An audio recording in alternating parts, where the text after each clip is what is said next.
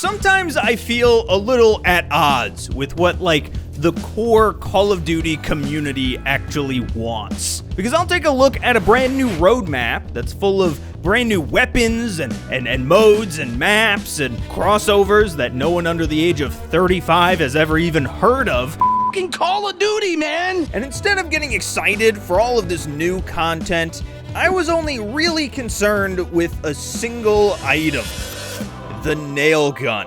Because looking at the rest of the lineup here, I know that these names tend to carry a lot of nostalgic weight, which is like 90% of marketing these days, but do we really need another 2 full auto ARs, a bolt action sniper, and a fast firing SMG? Like, is that gonna change the game at all? But instead, this Nailgun, while not like significantly changing the meta or anything, is just wacky. It's goofy. They're adding something to it. Like, personally, I love it when COD decides to do just some wacky shit. You know, I'm talking about game modes like Prop Hunt or Get High. I'm talking about adding in maps that shrink you down to the size of an ant or put you on a moving bullet train. Or when they release an entire line of weapons that are just power tools. And it's actually that last part that I want to focus on purely today and highlight some of the weirdest weapons, goofiest guns, and most abnormal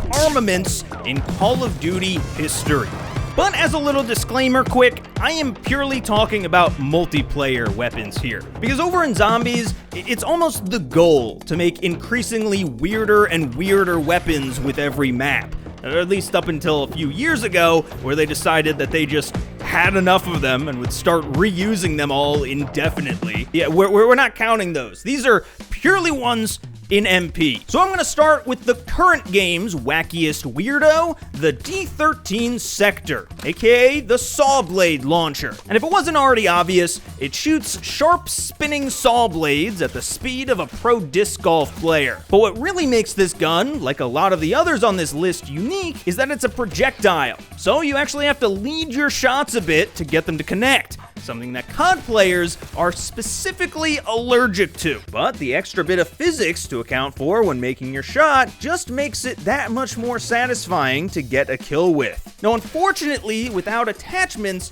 this iteration of the launcher doesn't ricochet its blades like the old BO3 version did, but makes up for it by making them just comically fast, pinballing off of everything and blasting off into space. Honestly, it's a shame that the base weapon that you need to use to unlock them is kind of terrible, because this shit is goofy. I love this. But hey, you know, at least you can make it explosive this time. A feature that the handyman who created it, I guess, added just in case you needed to do some light terraforming on your back porch. And then there's the Nailgun that's coming soon at the time of recording this, which was also featured in the Futuristic BO3. But personally, I actually think it works better in Cold War, where there's no frills, no fuss, no muss, whatever the fuck muss is, and it's just a standard nail gun, looking like your soldier just picked it up off a toolbox in a pinch. And honestly, that's where I think a lot of these more out there Black Ops weapons are at their best,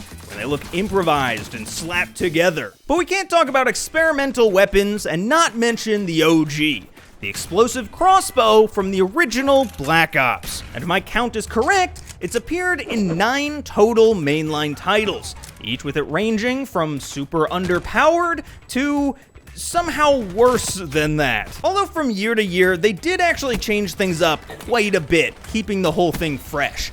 For instance, in the Modern Warfare reboot, they introduced different kinds of bolts, like thermite and gas-tipped, in addition to the boring old explosive ones, letting you pick your element like you're evolving Pokemon. But one of the strangest changes is in Black Ops 6, where they added it as an under-barrel launcher, which just kinda looks funny, yet like it's so small, it's cute. Look at that guy, it's fucking adorable. And I'd be remiss to not mention the compound bow that they added to MW3 last year, where they finally did the unthinkable.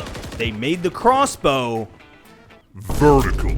But somehow, despite all of these bows being outclassed by the guns, they're always so satisfying to use. Like, sticking someone with it is just a treat. And it's the kind of weapon that you only put on if you're really in the mood to just fuck around, you know? Which, let's also be honest, that should be everyone's mode at all times. Like, this is a video game. The goal should be to have fun.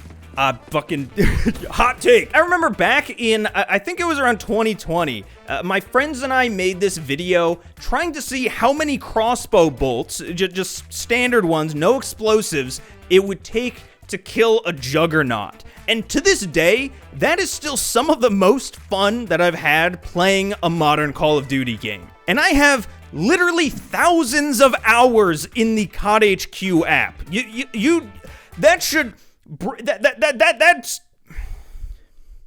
Honestly, that's really sad. Fuck, dude. And you know what? Sticking with last year's COD for a minute, do you guys remember when they added a fucking spear? Because I Sledgehammer heard that people didn't like the futuristic weapons that they added in Vanguard and overcompensated to bring us into the Stone Age meta. What I loved about the spear was that it was your all-in-one. Truly the male shampoo section of weapons. You hit the left trigger and you'll stab like any ordinary melee, but the right trigger will just send it full spiral into whoever happens to be downrange. And I recognize that from a gameplay standpoint, it's effectively the same as like the ballistic knife back in the day, but man, it is just so much cooler to send people flying into walls with this thing. And then combine it with the throwing stars, and I swear to God, nothing in this franchise has ever made me feel more like a fucking ninja. And that's including the literal nunchucks and other ninja weapons that I am still working to unlock in BO6. But now that actually opens us up to an entire subsection of bizarre battle brooches, aka weird melee weapons. I mean, over the years, we've had knives, bats, crowbars, brass knuckles, sticks, machetes, pickaxes, skateboards, broken bottles, power drills, mannequin arms, RPG rockets, butt plugs, sickles, even sledgehammers and swords with unique charge-up attacks that added entire new ways of going melee only. And I swear, I'm not being paid to say this or anything, but between the different melees, bows, spears, and aftermarket parts that we'll get to in a minute, last year's Modern Warfare 3 had such a diverse sandbox to play around in by the end of it there. I loved it. But the one and only exception to the all melee weapons are cool rule, and the thing that fucking ruined Modern Warfare 3 and many other titles for me is, of course, the goddamn Riot Shield. Introduced in the original Modern Warfare 2, the Riot Shield may be the most exhausted non-bullet weapon in the series, appearing in 11 games in some way, shape, or form. And let me just say, I have no problem with the Riot Shield when you're holding it in front of you. I think that's a bit unrealistic that you can tank a 50 caliber round without at the very least knocking you to your feet, but whatever, it is a video game at the end of the day. The thing that I have a problem with is that when you put the Riot Shield away, now is when the devs decided that realism had to apply, and it just goes on your back and still blocks you from taking damage through it, making it the one and only weapon in the franchise to give you a passive ability. No other weapon makes you just 50% immune to taking damage because you happen to have it on your class. What the fuck? Why does this exist? And to be fair, in order to balance this, a lot of older games would just make the shield a primary weapon, meaning that the trade-off was that if you had the shield, you were only allowed a secondary, unless you used a perk like Overkill to get 2 primary weapons at once, in which case you would be missing out on stopping power or anything else like that. But what made the Ninja Turtle meta so bad, specifically in the last few years, was because their perk systems allowed you to get Overkill on your class with, in some cases, literally no trade-offs. So in practice, everyone could run whatever the game's meta AR was on their front and a bulletproof shield on their back to create a personal safe space that made any maneuvers like flanking, which required actual map and game knowledge over sweaty, cheesy gameplay, absolute fucking hell. I'm sorry, I'm getting way too fucking heated about this. I'm just saying that sometimes weird weapons aren't good. But most of the time they are, though. Let's get back to the actual video. But moving on now, Call of Duty has had a handful of titles set in the future. And with that setting comes some liberties that the devs can take to really go crazy with it. For instance, in the very first future COD, Black Ops 2, we saw a 4-round burst AR. Whoa, calm down there, buddy. Thankfully though, Advanced Warfare really pushed the envelope in terms of different guns. Like the IMR that would self-print more ammo for you in the background while you were busy bouncing up and down with your jetpack and trying out the other exo abilities that I keep forgetting were even in this game. Like the active camo or the... No! God, please, no! And personally, I don't think that the snipers in this game get enough credit for being just kind of balls to the wall weird. Like the Atlas 20mm, that's an over-the-shoulder rifle. Or the Moors, which is a fucking railgun. That's so fucking cool. That's so rad.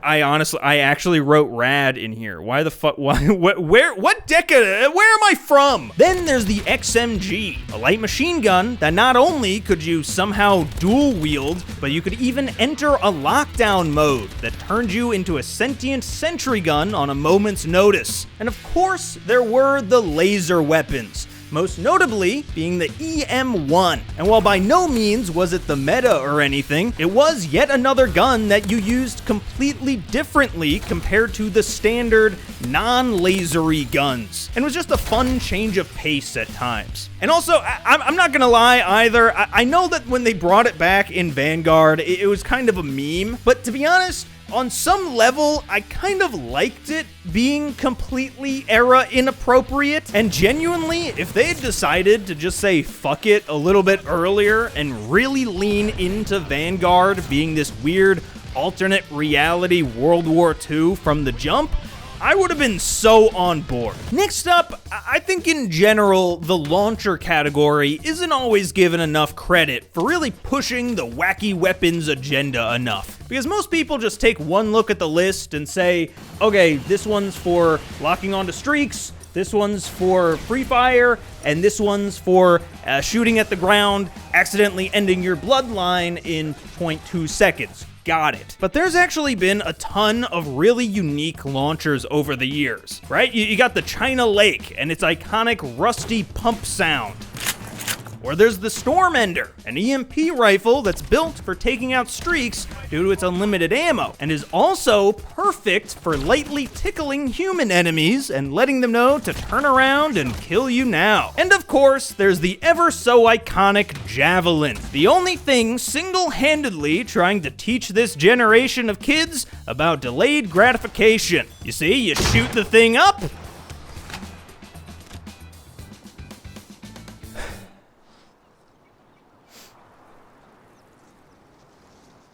oh fuck, you can see I don't have a watch. And now I've been talking about pretty extreme examples of weird weapons throughout this video, but I'm gonna let you guys in on a little secret. Here's what 9 out of 10 doctors don't want you to know about. Weapons don't actually have to be that crazy to be considered weird, in my opinion. And there's actually tons that are mostly regular bullet weapons that just have a bit of a unique spin on them that makes them stand out. Like the G11 and its weird scope that they knew no one would willingly put on, so they just removed all the other attachments altogether. Or there's all the dual-wield shotguns from throughout the years, but mostly the iconic 1887s and their Western-themed reloads paired with unlimited range. Or you've got the Ripper from COD Ghosts that would turn from an AR to an SMG at the press of a button. Or the Blunderbuss and Little Bro Executioner. Plus, there's all those aftermarket parts that Sledgehammer developed last year. like the mag lift, which fired once on trigger pull and again on release, creating this really fun and unique rhythm to it. Or the wide mouth barrel for the Moors, turning it from a sniper into a shotgun. Or the Outlaw, which made the Baz B a lever action rifle, which the franchise is surprisingly lacking. So anyway, the main point that I want to get across in this video is that, yeah, shooting things with an SMG is cool or whatever, but we've been there. We've done that. And weapons like this make the experience fresh. And again, that doesn't mean that every weapon has to be fucking crazy or anything, but I don't know. I like when something is just different enough that it changes how every gunfight is gun fought, or at least makes that particular weapon stand out in a sea of guns that go shooty shooty McBang bang. Like maybe it's as subtle as a different reload animation that's particularly flashy, or it has a certain attachment baked into it, or the sound is just crazy satisfying, or the weapon doesn't fit into the correct setting, or the spawn animation is fun, or it has unique iron sights, or it's fucking plastic. I don't know, man. That's the end of the script. Because let's be honest, almost every single weapon that I mentioned today in this video, no matter how good or bad it was instantly more recognizable and more fun to use, I'd wager, than something like the MX-99, DGS 5.56, or Bruin M80. And you know how I know that? Because these aren't real guns. I made them up. I tricked ya. Drop that L in the comment section down below. Fucking nerd! Hey, so the joke there was that the javelin from earlier was coming down. That's the... I'm not that good of a VFX artist. Despite technically being a VFX artist for many years. Huge shout out to my channel members. They're listed all around me. And thank you guys so much for watching. I hope you enjoyed this video. Make sure to like, subscribe, all of that stuff. And let me know what kind of videos you want me to make in the future. More stuff like this, less stuff like this. Those are your two options. Anyway, that's all. I'll see you guys in the next one. Bye!